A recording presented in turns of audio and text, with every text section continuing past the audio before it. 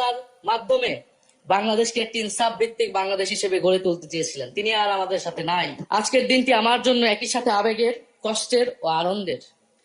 আমাদের সংগ্রামের সাথী শহীদ আবু সাইদ, শহীদ মুগ্ধ, শহীদ ওয়াসিম, 4 বছরের শিশু আহাদ, 6 বছরের শিশু রিয়া গোপ সহ প্রায় 150 শিশু শহীদ। মাননীয় স্পিকার, বিসমিল্লাহির রহমানির রহিম। ধন্যবাদ মাননীয় স্পিকার। জুলাই গণ অভ্যুত্থান এবং জুলাই যোদ্ধাদের উপর আনিত শোক প্রস্তাবের উপর আলোচনা করার সুযোগ দেওয়ার জন্য। আজকের দিনটি আমাদের জাতীয় জীবনে অনেক ঐতিহাসিক একটি দিন, ব্যক্তিগতভাবে আমার জীবনেও। 2024 সালের 5ই আগস্ট তথা 36শে জুলাই শাহবাগ থেকে ছাত্র জনতার মিছিল নিয়ে আমি এবং আমার সহযোদ্ধারা এই জাতীয় সংসদের প্রাঙ্গণে আমরা এসেছিলাম। ছাত্র জনতাকে সাথে নিয়ে ফ্যাসিস্ট মুক্ত করেছিলাম এই মহান জাতীয় সংসদকে। সেই দিন আমাদের ভূমিকা ছিল বৈপ্লবিক। আজকে একটা ভিন্ন প্রেক্ষাপটে গণতান্ত্রিকভাবে নির্বাচিত হয়ে আজকের এই মহান জাতীয় সংসদে কথা বলতে পারছি, সেজন্য মহান আল্লাহ তাআলার কাছে এবং জুলাই গণ অভ্যুত্থানের সকল শহীদদের কাছে কৃতজ্ঞতা প্রকাশ করছি। মাননীয় স্পিকার, হাজারো শহীদের রক্ত মানানো আর অসংখ্য আহত পঙ্গু দেশপ্রেমিকের সর্বস্ব ত্যাগ করা মহান গণ অভ্যুত্থানের ফসল এই সংসদের অভিভাবক হিসেবে নির্বাচিত হয়ে আপনাকে অভিনন্দন জানাচ্ছি। মাননীয় সংসদ নেতা, মাননীয় বিরোধী দলীয় নেতা এবং মাননীয় বিরোধী দলীয় উপনেতা এবং সকল মাননীয় সংসদ সদস্যদেরও অভিনন্দন জানাই। আমি শ্রদ্ধার সাথে স্মরণ করছি আমার সেই ভাই বোনদের যারা নিজের বুক বুলেটের সামনে উন্মুক্ত করে দিয়ে আমাদের আবারও স্বাধীন করে নিজেরা স্মৃতি হয়ে গিয়েছে।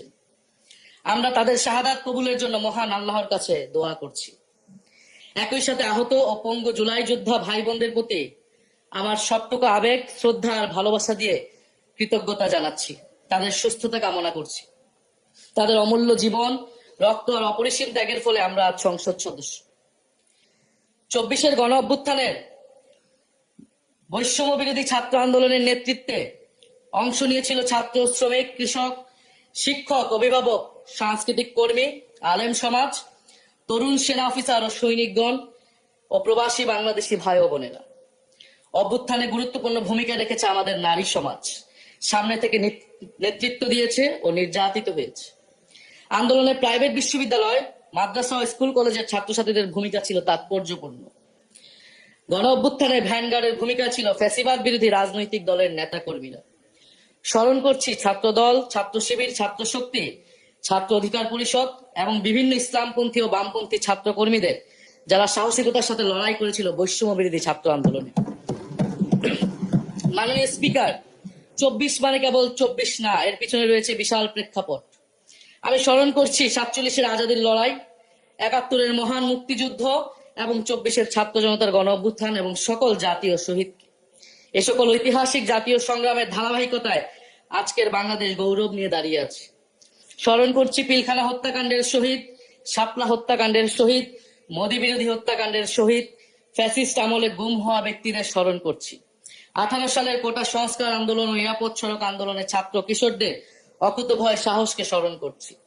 স্মরণ করছি আমাদের ভাই শরীফ ওসমান হাদী, যিনি তার সাহসিকতার মাধ্যমে বাংলাদেশকে একটি ইনসাফ ভিত্তিক বাংলাদেশ হিসেবে গড়ে তুলতে চেয়েছিলেন, তিনি আর আমাদের সাথে নাই।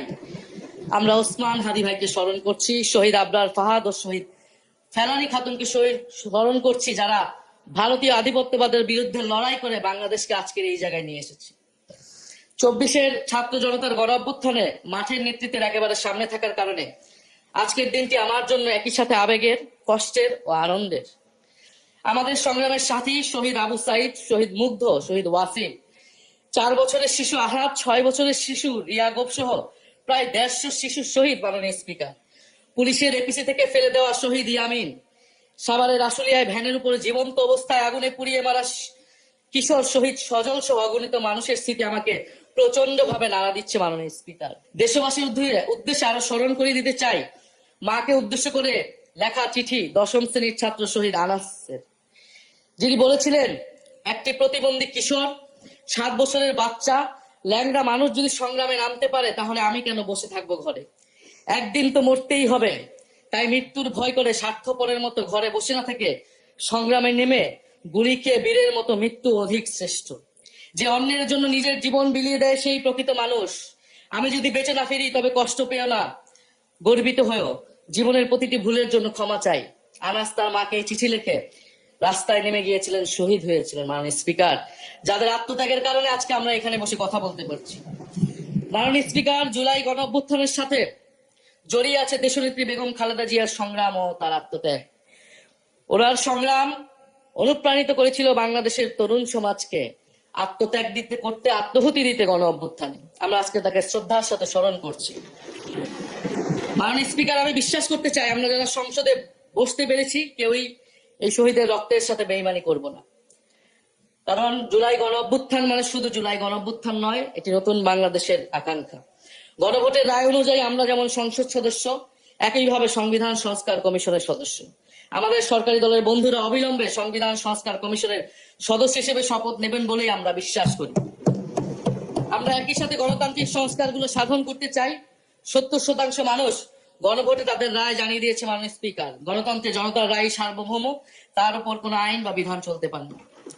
মাননীয় স্পিকার, আমরা বিচার চাই, জুলাই গণহত্যার বিচার চাই, শরীফ ওসমান হাদী হত্যার বিচার চাই, গুম খুনের বিচার চাই, বিগত সময়ে হওয়া লুটপাট এবং দুর্নীতির বিচার চাই। জুলাই মানে নতুন বন্দোবস্ত, গণতান্ত্রিক অন্তর্ভুক্তিমূলক বৈষম্যহীন দেশ। জুলাই মানে আধিপত্যবাদ মুক্ত, ফ্যাসিস্ট মুক্ত দেশ। জুলাই মানে মানবিক মর্যাদা ও দায় দরদের বাংলাদেশ। মাননীয় স্পিকার, আমি শেষ করবো একটি কথা বলেই। আজকে সবাই এক বাক্যে স্বীকার করে নিয়েছেন যে জুলাই গণ অভ্যুত্থানের শহীদদের কারণে আমরা এই মহান সংসদে বসতে পেরেছি এবং এই মহান সংসদে আমরা সকলেই ফ্যাসিবাদ মুক্ত, ফ্যাসিবাদ বিরোধী লড়াইয়ের সৈনিকেরা এখানে আসিছি। আপনার প্রতি নিবেদন থাকবে কোন ফ্যাসিস্ট তার দোষর যাতে আজকের এই মহান সংসদে বক্তব্য দিয়ে সংসদকে কলুষিত করতে না পারে। আমরা ফ্যাসিস্ট মুক্ত, আমরা ফ্যাসিবাদের দোষর মুক্ত জাতীয় সংসদ চাই। মাননীয় স্পিকার, আপনাকে ধন্যবাদ। ইনকিলাব জিন্দাবাদ। ধন্যবাদ।